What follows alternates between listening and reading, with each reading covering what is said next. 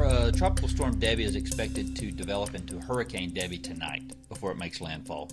The core of the storm is expected to move into Valdosta tomorrow morning, with rain totals accumulating 10 to 15 inches along those lines, with heavy gusting winds at 40 to 50 miles per hour expected in central Georgia. Debby could stall along the Georgia coast on Wednesday, and that's a concern for us. It'll create a life-threatening historic rainfall event there in the area. Rainfall is expected to be around 20 inches in the area of Savannah, and locally possibly even more. If so, that will be a generational storm that we've not seen. They're calling it a 500 to 1,000 year storm, and so with that we're extremely concerned about flooding.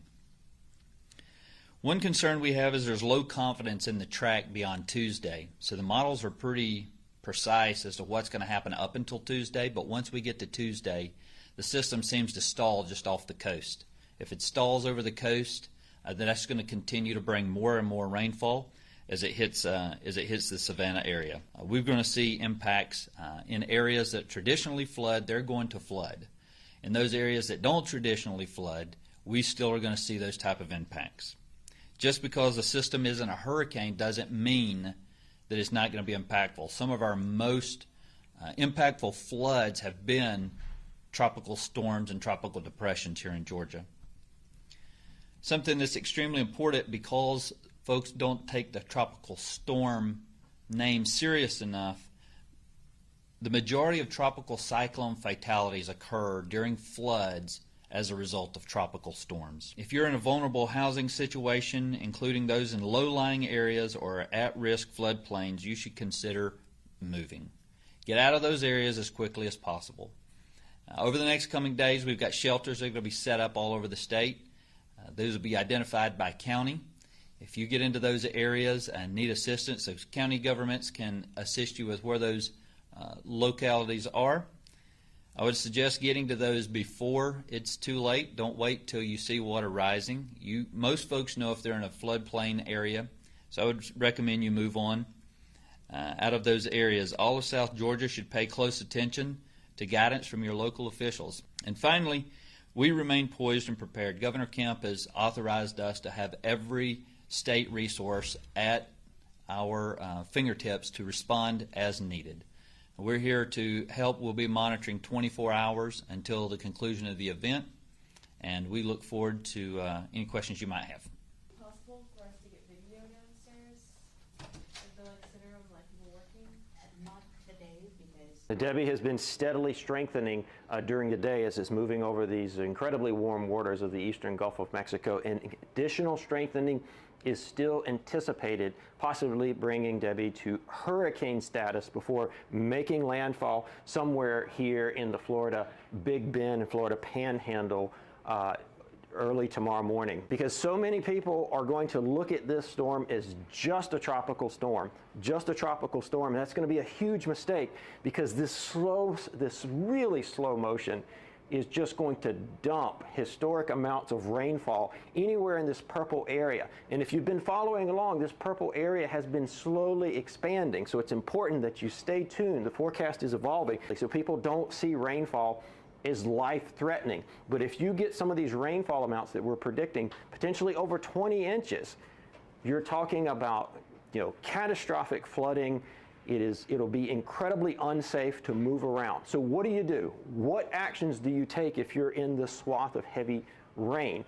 Go ahead and get your supplies now to stay at home for the next several days, meaning don't be venturing out driving in the roads.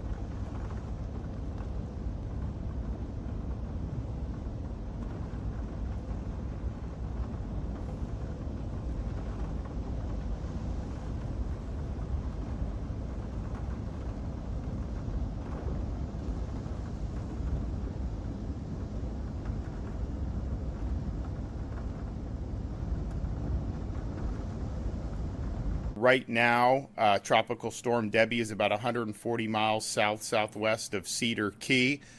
This will become a hurricane likely later this evening, and it will make landfall in the state of Florida tomorrow as a hurricane, most likely as a Category 1 hurricane, but it could potentially be even stronger. Current maximum sustained winds are 65 mile per hour. We anticipate it could reach 85 to 90 mile per hour sustained winds. We are looking at potentially really significant flooding that will happen, particularly in north central Florida, as this storm makes landfall in Florida and then heads northeast across southeast Georgia, or southern Georgia and northern Florida. Make sure you're executing your plan now. As the storm comes, you may get hit with an awful lot of water, a lot of rain. There may be immediate impacts that you see, but you could also see flooding that happens days afterwards, after the storm passes. Do not go into flood waters. There could be dangerous debris, there could be downed power lines, and please do not drive your vehicles through flooded streets. The number one way we have fatalities as a result of floods is people trying to drive through the flood water. So it is a hazard, and please heed that advice. Particularly if you're in the main path of this storm, there is going to be power outages. Now, working with Florida's power companies, the state, we have identified up to 17,000 linemen that are ready to go in and restore power when the storm passes. Now, they'll do that as soon as it's safe to do that. Tropical Storm Debby is expected to continue to rapidly strengthen into a hurricane before making an early morning landfall here in the Big Bend tomorrow. It is not outside the possibilities, as the governor has already said, as a strong Cat 1 hurricane, maybe even a low-end Cat 2 hurricane.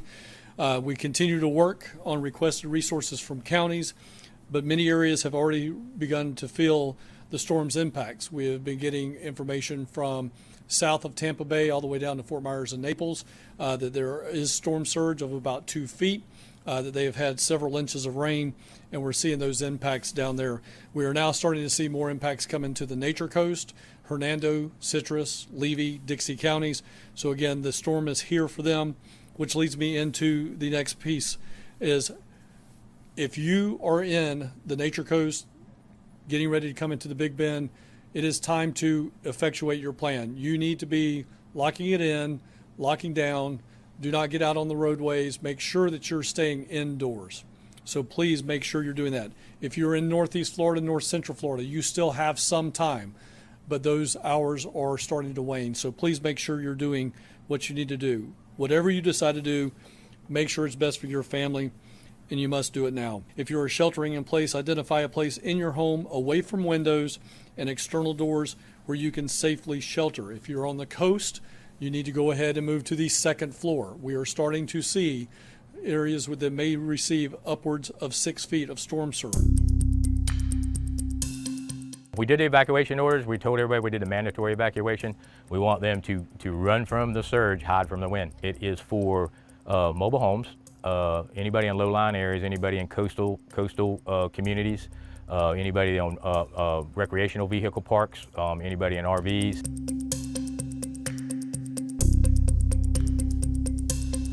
And we have requested that everybody that lives in flood zone A, from up by the Barge Canal, Crystal River, the beautiful area called Ozello Keys, Homosassa, all the way down to the Chassahowiska National Wildlife Preserve down there.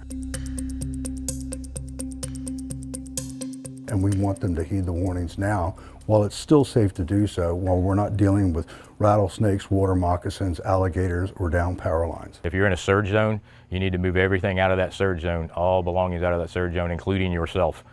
We're getting short on the timeline now, so these messages are coming out hard and fast, and just be ready to move.